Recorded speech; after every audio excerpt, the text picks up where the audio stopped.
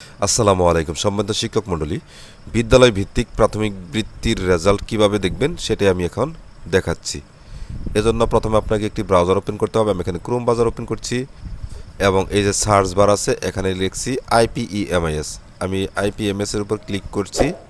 Click করার পর প্রথমে যে ওয়েবসাইট দেখতে পাচ্ছেন প্রাথমিক শিক্ষা অধিদপ্তর এর IPEMS সিস্টেম, এখানে ক্লিক করবেন। ক্লিক এরপর দেখুন IPMS পোর্টালের যে ডান দিকে সাইন ইন, এখানে ক্লিক করবেন। ক্লিক সাইন ইনে ক্লিক করার পর এখান থেকে দেখুন প্রধান শিক্ষকের মোবাইল নাম্বার এখানে দিবেন এবং পাসওয়ার্ড দিবেন। দেওয়ার পর এই যে সাইন ইন, এখানে ক্লিক করবেন। ক্লিক দেখুন আমরা IPEMS পোর্টালের অভ্যন্তরে প্রবেশ করেছি। বাম দিকে দেখুন ড্যাশবোর্ড, এখান থেকে আপনি স্ক্রল করে নিচে যাবেন।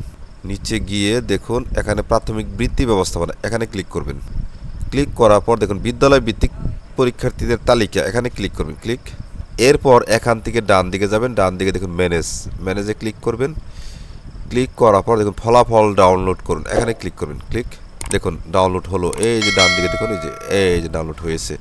তো এরপর এখানে ক্লিক করবেন। ক্লিক দেখুন এখানে দেখতে পাচ্ছি বিদ্যালয়ে কয়জন শিক্ষার্থী বৃত্তি পেয়েছে সেইটার সংখ্যা, 2 জন শিক্ষার্থী ট্যালেন্ট পুলে বৃত্তি পেয়েছে।